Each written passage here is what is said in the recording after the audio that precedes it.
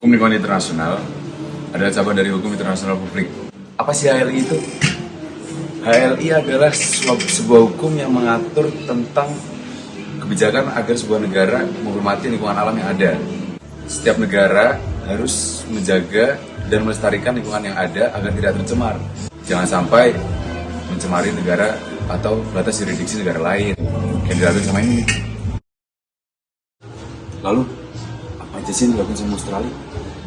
Pada tanggal 21 Agustus 2009, terjadi ledakan sumur minyak Montara yang dilakukan oleh PT TEP Australia. Ledakan ini merupakan salah satu terbesar yang dilakukan oleh Australia. Tercatat mencapai 23,5 juta liter yang memasuki perairan Indonesia hingga mencemari Laut Timur Indonesia. Ini itu berdampak buruk bagi rakyat Indonesia. Di antaranya yaitu penurunan penangkapan ikan, pengaruh pada produksi perikanan, kerugian pada pembudidaya rumput laut dan tiang mutiara, pengaruh buruk turunnya mata pencaharian terhadap masyarakat Nusa Tenggara Timur. Lalu, yang terakhir, kasus ini juga berdampak akibat melanggar konsep keamanan manusia. Kira-kira apa aja sih sumber hukum yang terkait sama kasus Montara ini? Di antaranya adalah CLC 1969, yaitu Konvensi Internasional tentang Tanggung Jawab Sipil untuk Kerusakan Polusi Minyak.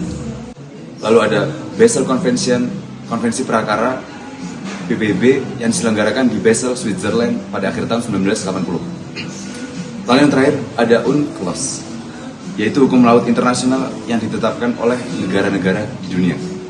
Penyelesaian kasus Montara yang pertama yaitu negosiasi antara Indonesia dan Australia.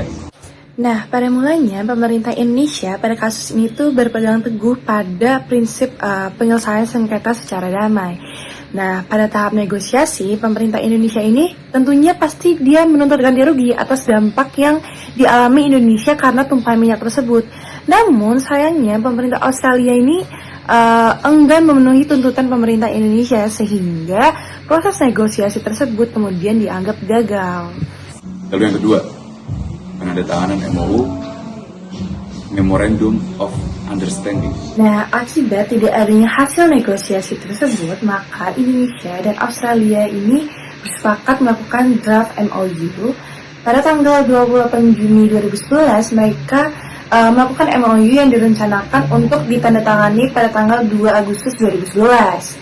Lalu yang ketiga, kendala dalam penyelesaian damai. Nah, tahap penyelesaian secara damai ini tentunya tidak berjalan dengan lancar karena adanya beberapa kendala.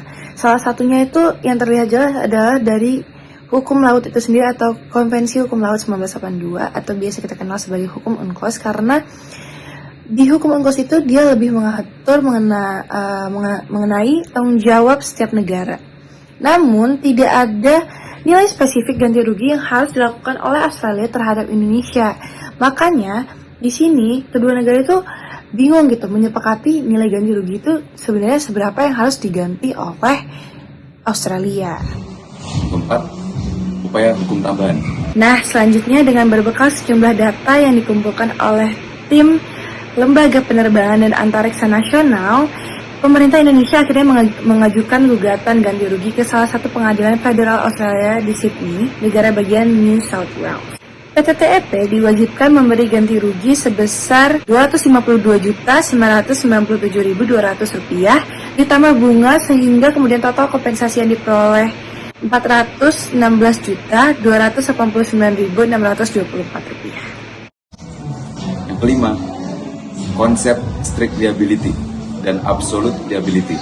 Nah, dalam hal ini pertanggungjawaban yang harus dilakukan Australia itu bersifat strict liability atau mutlak.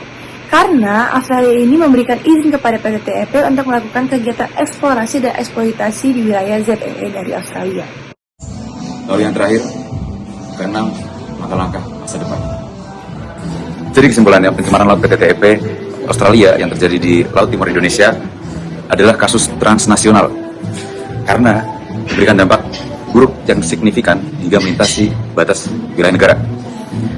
Banyak upaya telah dilakukan seperti kerangka hukum UNCLOS, namun penyelesaian sengketa ini sampai sekarang masih bersifat belum tuntas akibat dari hukum UNCLOS sendiri.